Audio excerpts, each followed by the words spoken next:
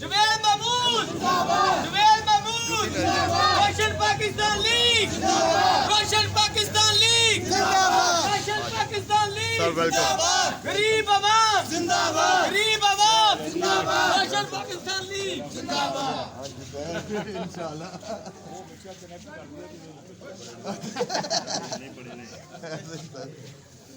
क्या हाल है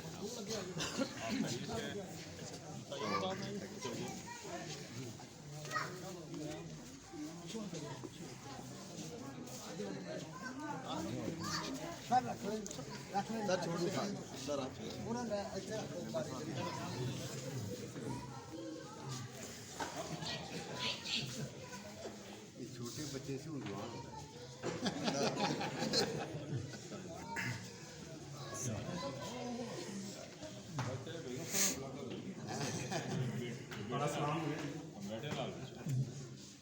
हारून असलम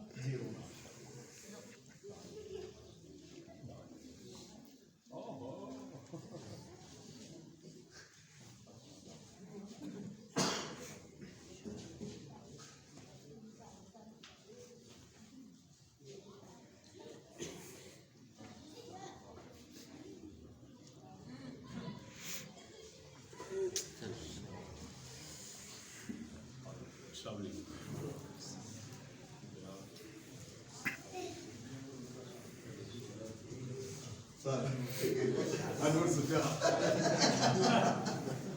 प्लीज साहब कैसे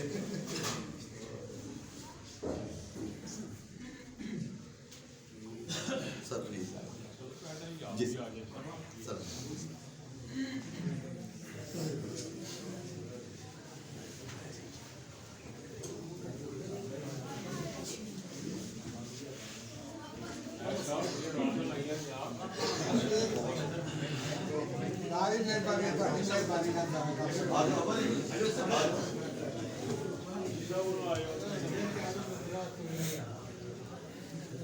आगे बैठिए आगे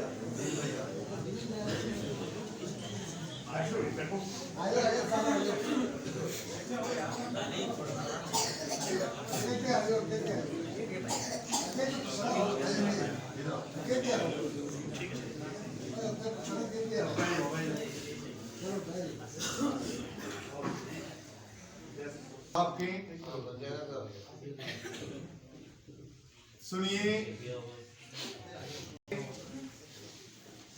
बात में ये कह रहा था कि हम नहायत ही मशहूर हैं जनाब काबिल इहतराम वाजिबुल कदर इज्जत माफ जनाब जुवेद महमूद साहब।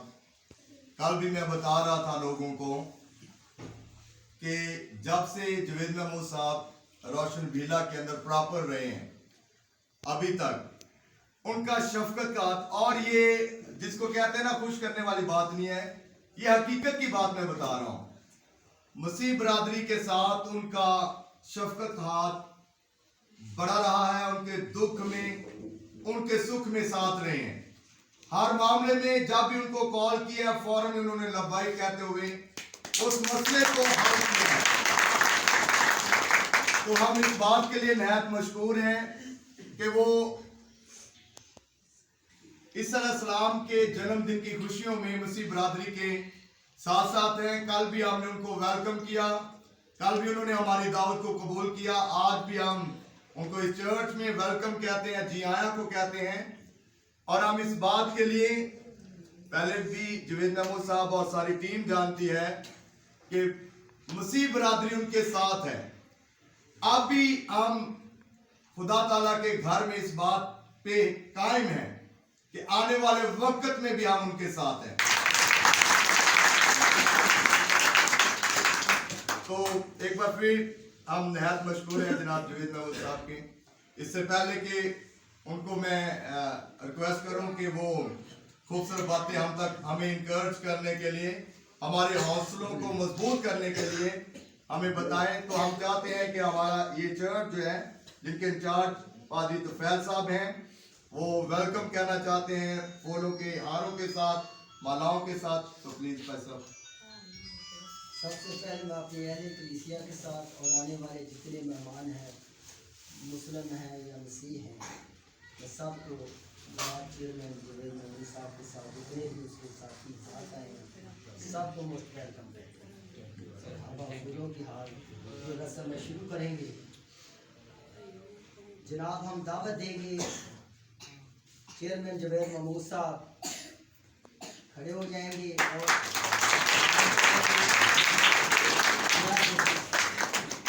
आपकी तालियों के साथ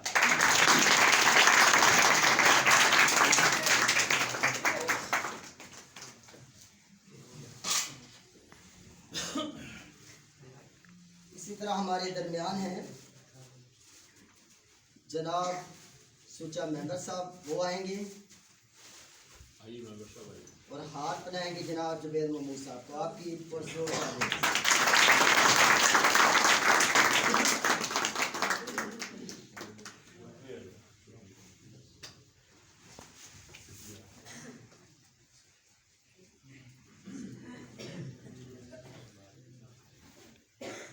इसी तरह हम दावत देंगे जनाब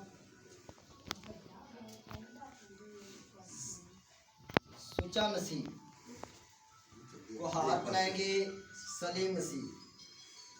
सलीम मसीह साहब आए। सुजा मसीह को भी इस चर्च में वेलकम भाई साहब कह रहे हैं।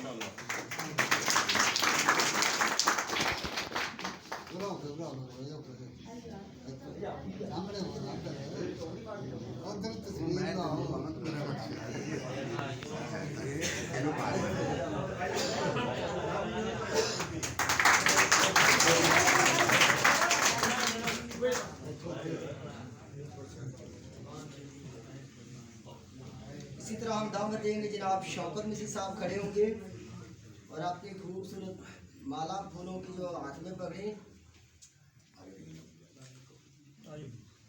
और खड़े होंगे जनाब खलील गुजर साहब।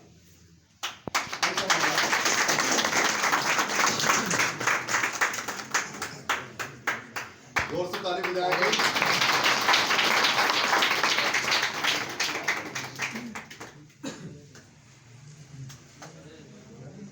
इसी तरह हम दावत देंगे फकीर मसीह साहब खड़े होंगे और अपने फूलों की हाथ पकड़ें और पहनाएं पास्टर अनवर साहब।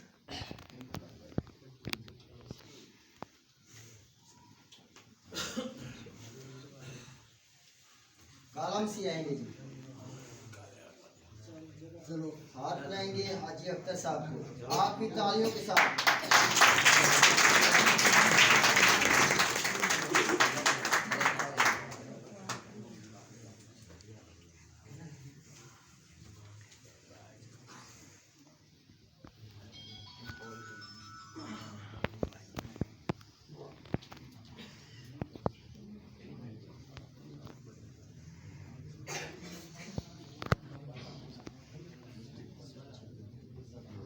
अब मैं चाहूंगा मकबूल साहब खड़े होंगे, जो डोरीबोर्ड से हमारे साथ हैं हमारी खुशियों में।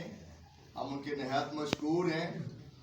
और मैं चाहूंगा कि मंजूर साहब खड़े होंगे, वो उनको माला पहनाएंगे। आपके भरपूर तालियों में जोर से ताली बजाते हैं जब तक।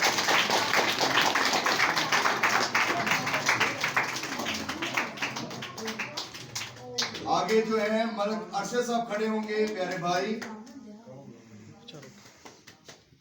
तो रहमत साहब उनको माला पहनाएंगे।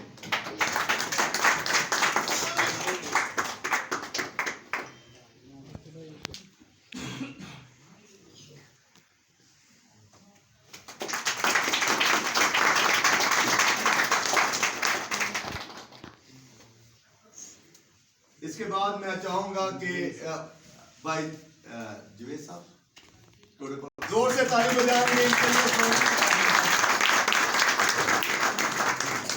तो काला साहब जो है उनको हाथ पहनाएंगे।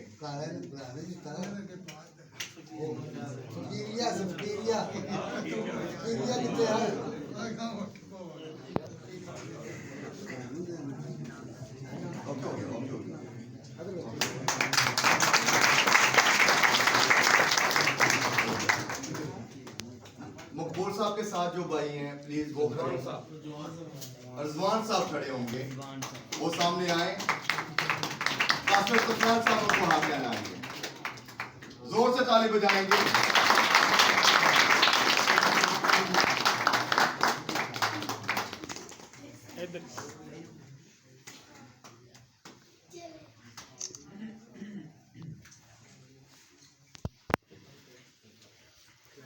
जी बहुत शुक्रिया।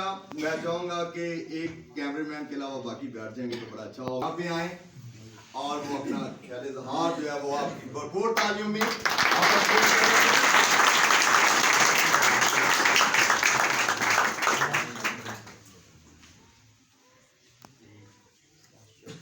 अनायत साहब, मेंबर शमसी साहब, सुहैल साहब, उमर साहब, सारे साथी मेरी भाई में आए हैं और क्रिश्चियन कम्युनिटी के तमाम मेंबर्स को, तमाम बड़ों को, तमाम बेटों को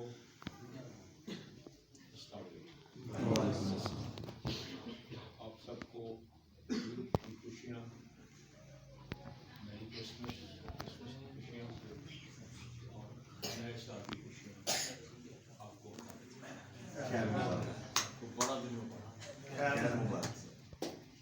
ये बड़ी खूबसूरत महफिल आप सब ने कल भी सजाई, आज भी सजाई, मुझे बहुत सी इज्जत आपने दी। जैसे आप सब जानते हैं कि मैं अब लाहौर या इस्लामाबाद या मुल्क से बाहर छोड़ के हर चीज़ आपके साथ रहता हूँ पिछले 7 साल से। तो मुझे खुशी है, मुझे ये मौका मिला, मैंने मुझे टाइम दिया, वक्त दिया कि मैं अपने लोगों के दरमियान में आ गया।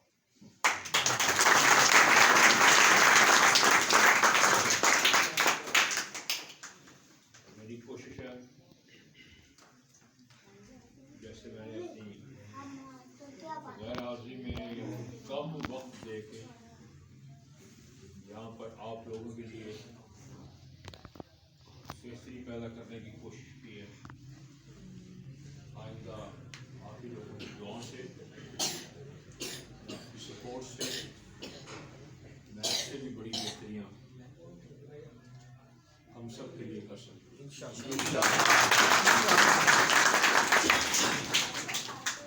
हमारी तवज्जो का मरकज़ इस बात पे है कि माहौल बहुत अच्छा हो, प्यार से भरा हुआ हो और इसमें बराबरी हो। बराबरी में हम सबका हक है। आईने पाकिस्तान इस बात पे जोर देता है, जिद करता है। मैं जैसे आप जानते हैं कानून की पाबंदी करने वाला बंदा हूँ, तो मैं कानून को ज़रूर देखता हूँ और वहाँ से क़ुव्वत लेता हूँ, ताकत लेता हूँ, उसके मुताबिक पे काम करता हूँ। बहुत से हुकूमती काम हैं जो इंशाअल्लाह आपकी भलाई बेहतरी के लिए किए जाएंगे, आपकी खुशियों के लिए।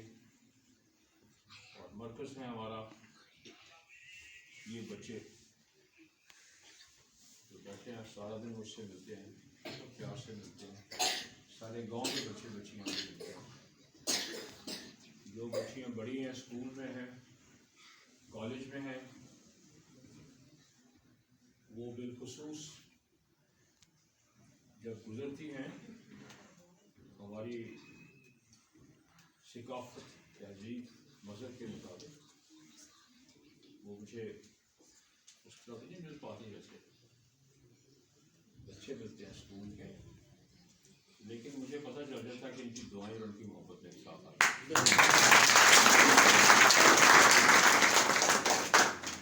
अभी कोई एक महीना पहले हमने जलसा किया था रोशन पाकिस्तान लीग ने, मेरा ख्याल शायद ही कोई खातून घर में रही, सब खवातीन आई, ऐसे ही ऐसे ही सब खवातीन आई। और उन्होंने खवातीन वैसे ही रहमत होती है, खवातीन की वजह से एक तरह का हवस हम उनके लिए, वो हमारे लिए। ये खुदाई फैसले हैं कि हम एक दूसरे का लिहाज करते हैं, ख्याल करते हैं। अभी आप ये समझें कि यहाँ पे डेवलपमेंट के काम हो गए हैं, तो काम मुकम्मल हो गया है, ऐसा बिल्कुल नहीं है। ये ज़रूरी चीज़ें जो हुई हैं, लेकिन इससे भी ज़रूरी चीज़ हमारी सेहत है, हमारी सफाई है, हमारी तालीम है, हमारा रोज़गार है, और इंसाफ है। वो इंसाफ बड़ी बड़ी अदालतों में होता है, उसकी बुनियाद कहाँ से आती है? आपके ताने से, आपके परिवार खाने से। और मैं अफसोस से कहता हूँ, आगे महसूस करता हूँ कि ये दोनों निज़ाम बहुत ज़्यादा दरहम बरहम और उलट पुलट हैं। और मैं कहूँ पिछले 10 साल से हैं, 20 से हैं, 50 से हैं, नहीं, ये अंग्रेज़ दौर से ही दरहम बरहम है। उसकी एक बिल्कुल मिसाल मेरे अपने ख़ानदान की है, मेरी है, कि हमारे बुज़ुर्गों की जो बाबा रोशन के बाप थे,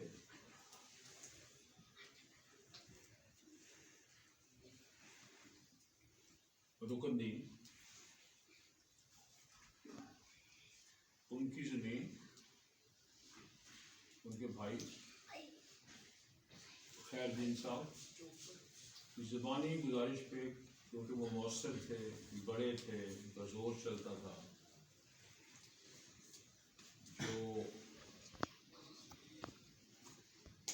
जिसे हम जलदार ख़ानदान कहते हैं, उसके बड़े थे, उनका ज़ोर चलता था। अगर हमारी उस वक्त फर्ज कीजिए 100 एकड़ ज़मीन थी, तो 50-50 एकड़ आई थी। उन्होंने 66 एकड़ खुद ले लिए और 33 एकड़ अपने भाई के पास छोड़ दिए।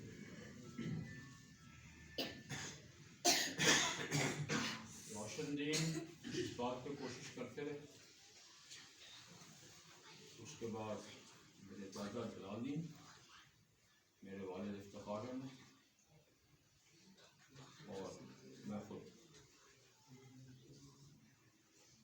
बड़ी कोशिशों के बाद बहुत थोड़ी सी ज़मीन रेवेन्यू लिटिगेशन के बाद वापस मिली है।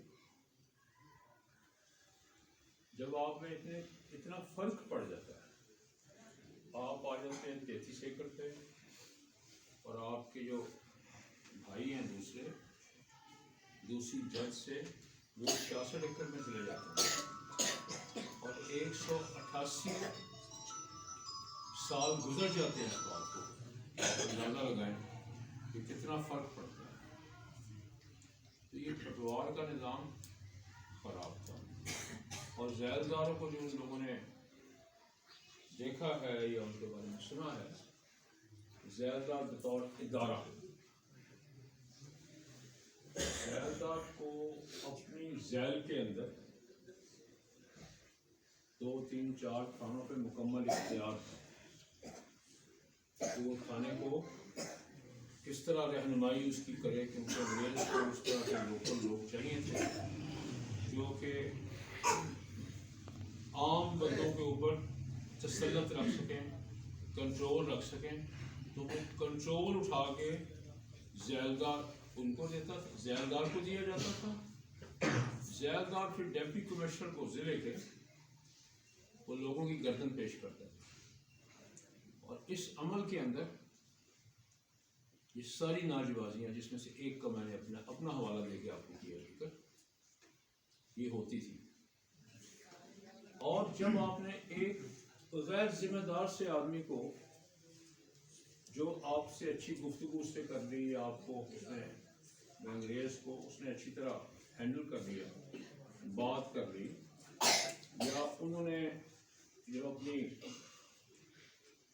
सीक्रेट इंफॉर्मेशन इकट्ठी की तो उनको पता लगा कि ये बंदा बेहतरीन रहेगा, उस ज़्यादातर अनपढ़ गैर जिम्मेदार आदमी को हमारी इंसाफ की कुंजी दे दी थाने के अंदर। और ये वहाँ से गंद और रवायत शुरू हुई है, जिसमें बाद में किन्हीं जूतों में कौन उतरा है, आज का MP और MNA, आज का चेयरमैन जिला काउंसिल, आज का चेयरमैन यूनियन काउंसिल, आज का काउंसिलर, चंद एक कुछ हो। ये चीज़ें तवज्जो का मरकज़ है। मैं दोबारा बताता हूँ, सेहत, आज की सेहत ये है कि क्या नाम था जो कल फौत हुए जी परसों, शेर मोहम्मद, उस दूसरे मोहल्ले में, और ये उस मोहल्ले में 8-10 दिन के वक्फे से दूसरी मौत है। और छोटेपुर में भुट्टो, वो भी जवानी में चले गए, कि उनको, शेर मोहम्मद को भी 1 साल से आर्ज़ा कल्ब था, तकलीफ थी, और वो अस्पताल नहीं गए, और ये अस्पताल जाते नहीं थे। मैं कहता हूँ जाते कहाँ, कौन से अस्पताल जाते हैं? अस्पताल में जाएं तो आप मुल्ज़म होते हैं, जैसे कि थाने में जाएं तो आप मुल्ज़म हैं। चंद एक डॉक्टर साहबान को छोड़ के रवैया इस तरह होता है जैसे कि गुनाहगार बंदे से। मैं खुद मेरे अपने घर में इतने बड़े रुतबों के बावजूद हमने कोशिश की कि हम अस्पताल में जाएं। बिलखुसूस मेरी बीवी अस्पताल नहीं जाती है, और यही वजह है। डॉक्टर आपको बेईमानी से आपकी तशख़ीस करेगा, तवज्जो नहीं करेगा, आपको वो मर्ज़ बताएगा जो शायद आपको लाहक नहीं है, और उसको पता है कि कौन सा मर्ज़ अब इसको हो जाएगा, वो भी आपको नहीं बताएगा। इलाज तो उसके बाद की बात कि ना सिर्फ सरकारी अस्पताल, यही डॉक्टर को शाम को प्राइवेट अस्पताल हो जाता है। तो ये चंद घंटों के फासले से, या बिल्डिंग बदल जाने से, या उसके ज़ाती क्लिनिक से ये नहीं हो जाता कि ये जो आदात हैं या उसकी नीयत डॉक्टर की बदल जाए।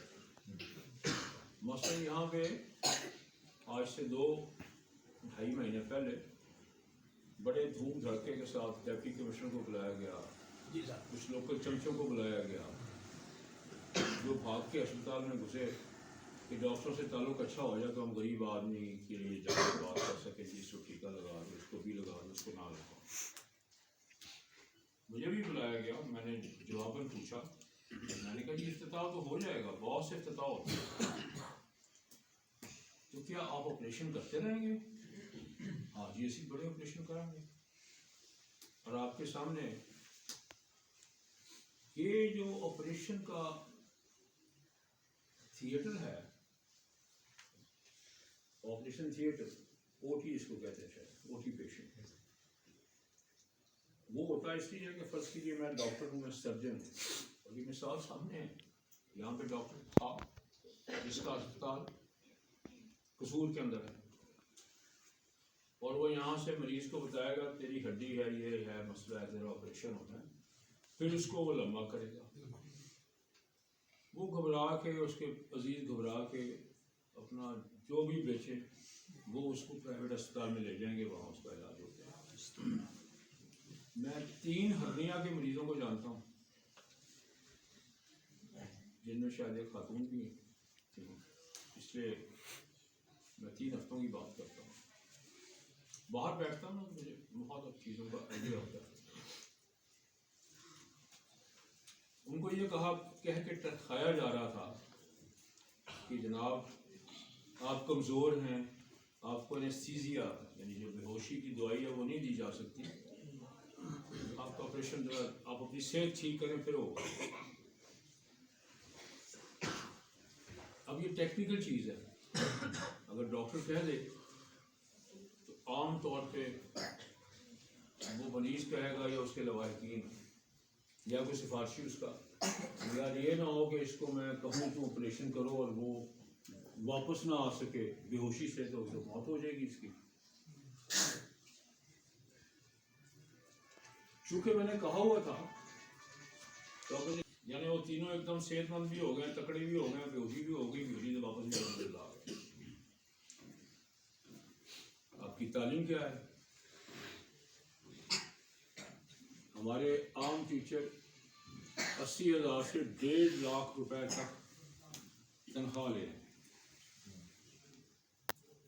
आप देख लें, चंद बच्चों के अलावा पूरे स्कूल में 2, 3, 4, 5, बाकी सब बेचारे जिस तरह गए उसी तरह वापस आए, और ज़िंदगी का 1 साल या 10 साल या 12 साल वो भी गए जो उसने घर में करनी थी, मेहनत मजदूरी माँ बाप के साथ मिलके, वो भी गए।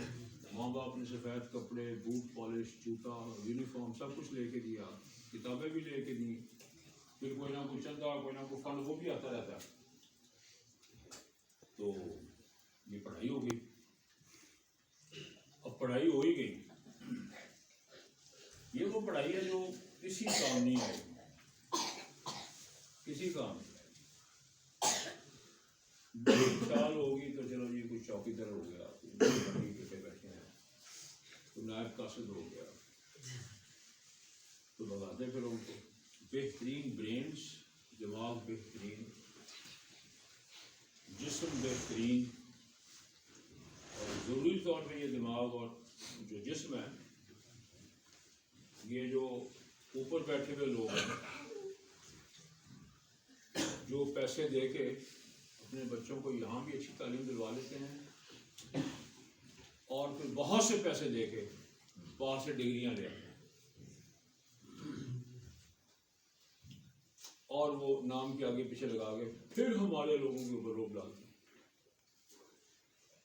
बाहर से डिग्री हासिल करने का ये मकसद नहीं कि आप लायक हैं, आपके अब्बा जी ने मुनासिब वक्त पे पैसे बना लिए थे, वो अब्बा जी ने आपको पैसे दिए, जहाज पे चढ़ाया और आप गए, 6 महीने, साल, 1.5 साल, 2 साल उधर रहे।